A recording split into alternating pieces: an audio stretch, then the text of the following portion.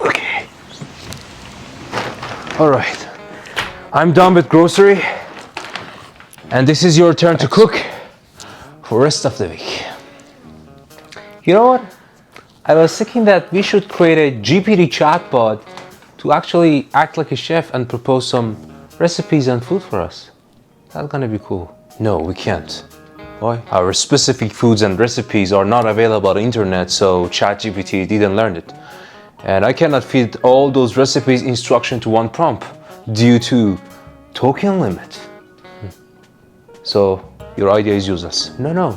Still, we can fine-tune ChatGPT with our training cooking data, and we call it Chef MGPT. Fine-tune ChatGPT with your training data. You can, whenever you want to teach some new skills to your model and all your instructions doesn't fit into just one prompt and you need a low latency solution, fine-tuning can be a choice on Azure OpenAI. Why not? But you still need to cook. ChatGPT doesn't practically cook. Yeah, it doesn't. Right? Not yet. Then, let's go.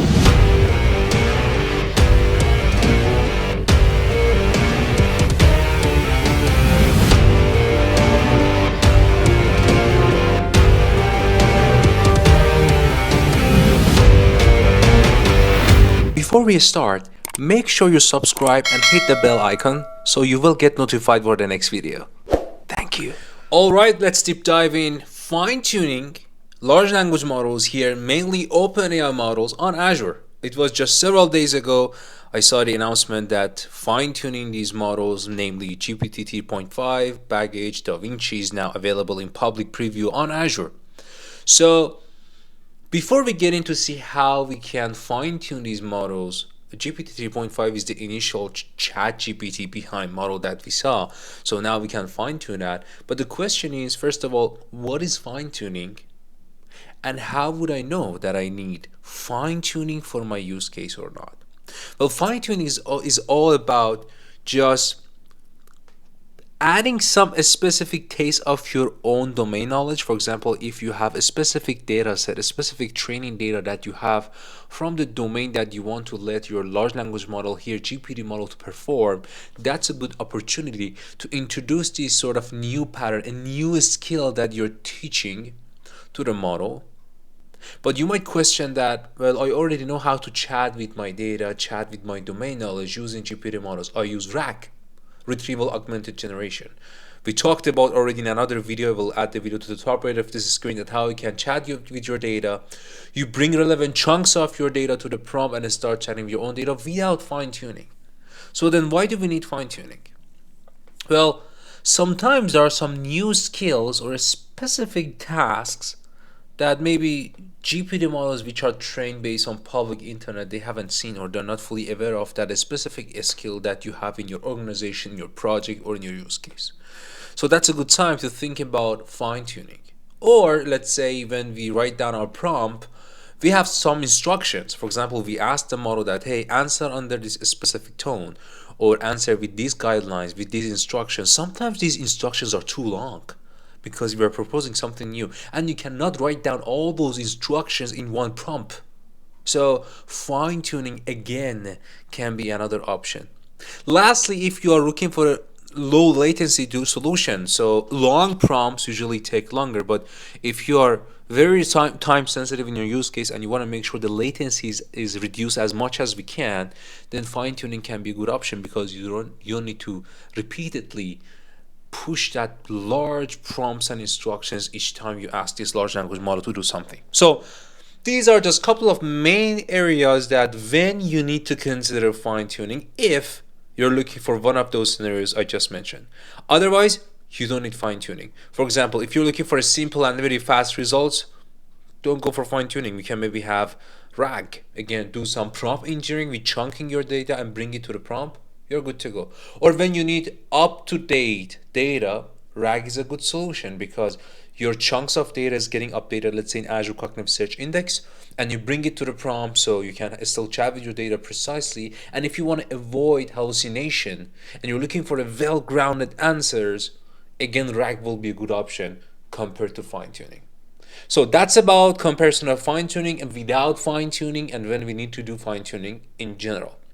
Now, with this announcement, again, so far, Baggage, DaVinci, and GPT 3.5 Turbo has been enabled for being able to do fine-tuning. But be cautious, because you need to make sure that the region that you select to deploy your Azure OpenAI service support fine-tuning. To give you an idea, let me bring this reference link. Give me 1 second. There you go. Here I saw, I think, yes, for GPT 3.5, North Central US, I think this is the one that I use for this demo that I'm going to show you. Sweden Central. So again, this is to the date that I'm recording this video, which is today, October 2022, 22nd, 2023. And these documents, these capabilities are evolving very fast, so make sure you always come back and check the latest updates. But so far, this is what I see here. Okay, now, how can we do fine-tuning on Azure?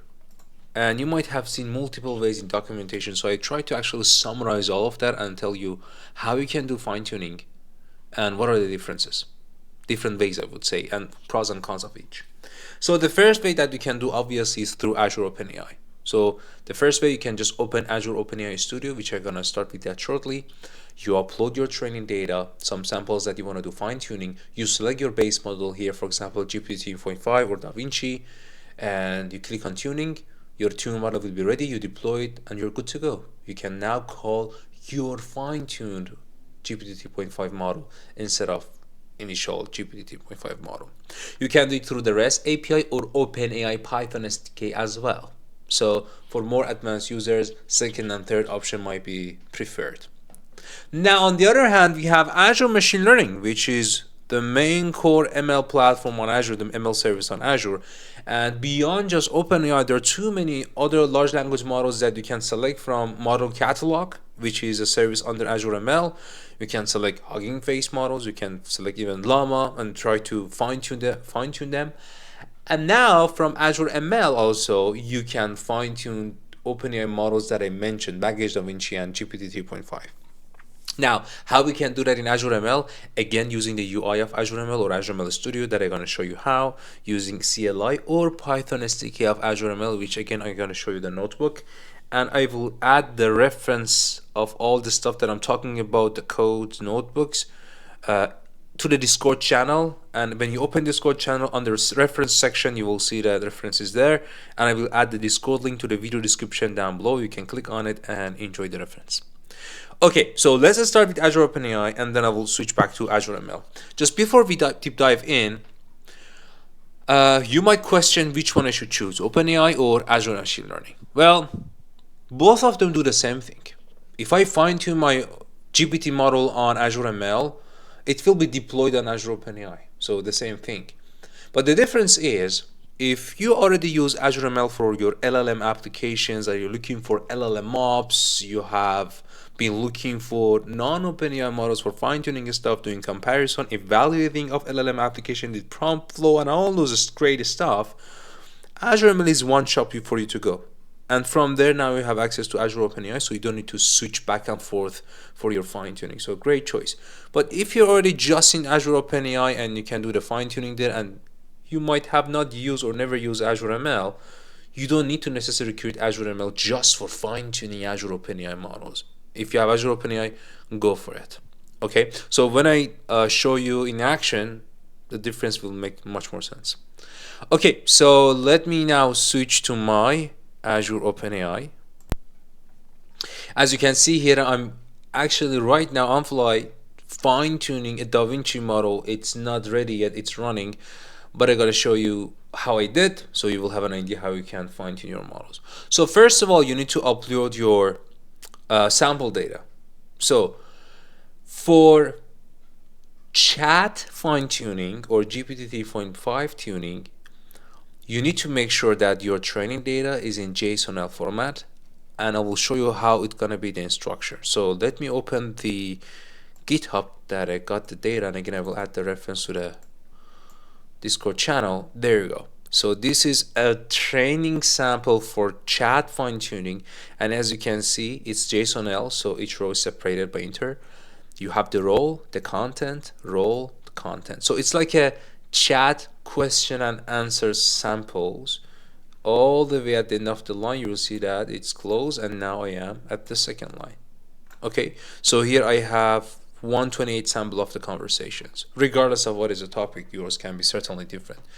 But if you want to train, or sorry, fine-tune completion models like DaVinci, this is how your training data gonna look like. You have the prompt and the completion in front of that. That's it. Again, the format gonna be JSON-L format. So getting back to my Azure OpenAI, I actually got those sample data set from the GitHub that I showed you, and I upload it here. So when I have my data uploaded, regardless of all this stuff, I was doing some tests.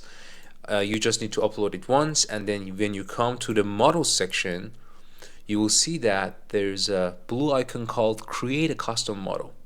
If you see that this is grayed out and you cannot click on it, there's a great chance the region that you have selected maybe doesn't support fine-tuning, or you don't have enough permission. At least I think you need contributor role to make sure that you have access to this capability, so check your permission also.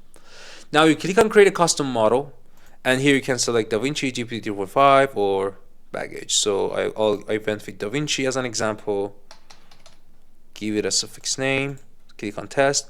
This is the data I already uploaded, and I showed you that's the sample of prompt and completion. So I click on it, next. For validation, I didn't have another sample, so I can choose the same thing, which is of course not a good practice.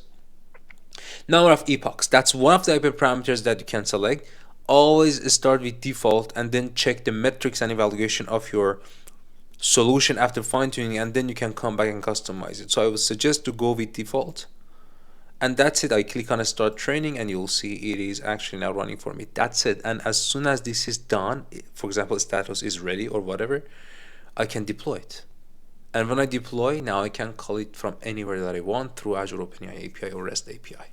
So very simple way. You can use Azure OpenAI Python SDK as well to go through the same thing that I mentioned, maybe with some more settings and adjustments. Now let's go to Azure OpenAI and see what's the difference there. So this is a notebook that I have. This notebook that I got it again from the GitHub, use Azure ML Python SDK v2 and does exactly the same thing that we just saw in Azure OpenAI, but now here you can do it through Azure ML. So how it performs is that it's loaded some component. So what is component? I dedicated a video about what is component in Azure ML, but long story short, component is like a function that you create which has some inputs, outputs, and the codes that generates the output. And you register it as a component in Azure ML registry, so you can share it across other team members, across different Azure ML workspaces. And Microsoft created some generic components for anyone using Azure ML, so they can use some Microsoft components, which are a bunch of codes that they have inputs and outputs. So one of the components that you're loading here is the one that will do these OpenAI fine-tuning for us, so you don't need to code it.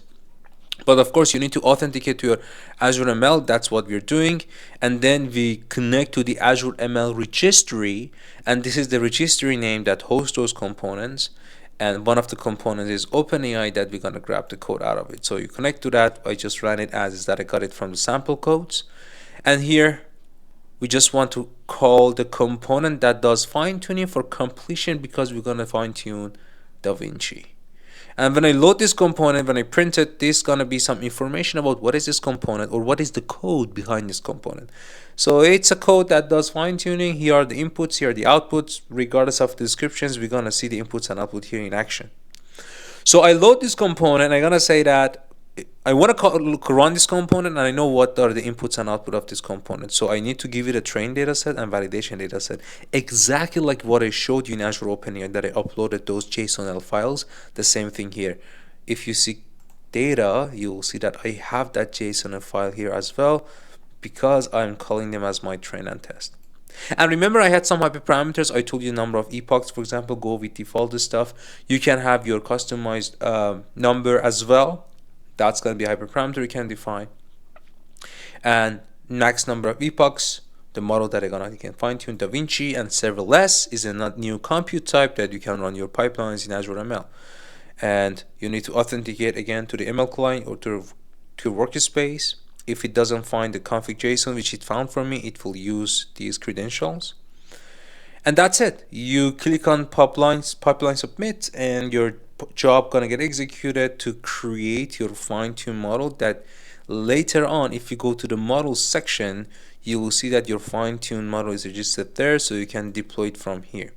So for example, these are some dummy models I created before. If assuming that this is gonna be my fine-tune model, you click on it, and then you click on deploy, and this will deploy to Azure OpenAI.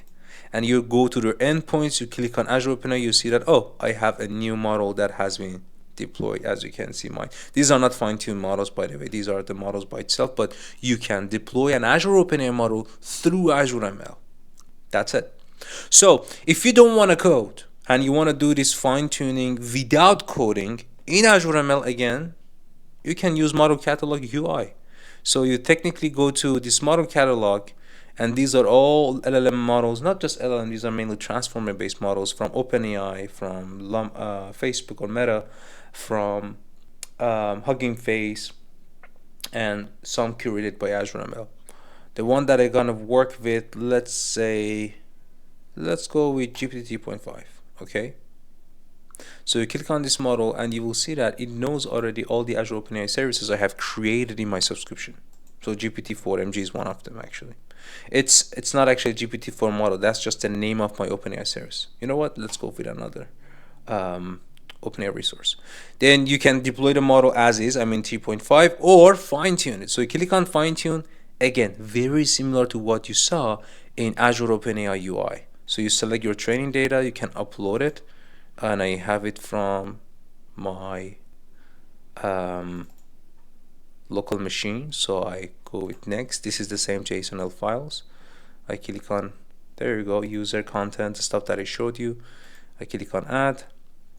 For validation, I can choose the same one. I don't have any specific validation, so I can click on finish or customize it. Customization, you can have some more inputs, for example, your name, description, and I think if I go further here, you can select these hyperparameters that I come to that shortly. Again, start with the default ones, and that's it. If I click on submit training job, this is gonna initiate the same job that you saw when I showed you my notebook in Azure ML.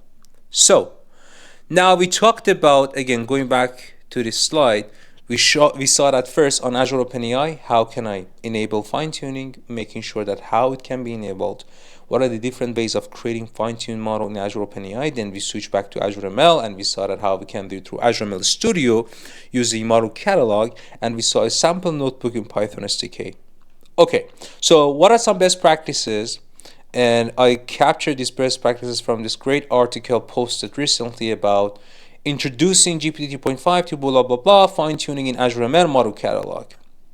I went through that and just quickly show you a cool thing here to save the time. Here's a good sort of video about when you publish that pipeline that I just showed you through UI, you can see actually the metrics of your fine-tuned model to see sort of how your hyperparameters perform. If you see that the model is sort of going towards what you aim for with the hyperparameters you define with, and also supervised sample data set that you provided.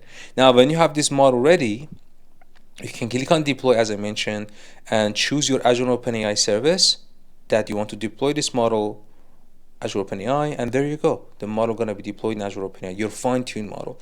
And then you can start benchmark this model, start asking your questions from this model and compare it with typical ChatGPT, and see that if you really see some progress, some improvement, and your fine-tuning worth, or you have to maybe change the direction.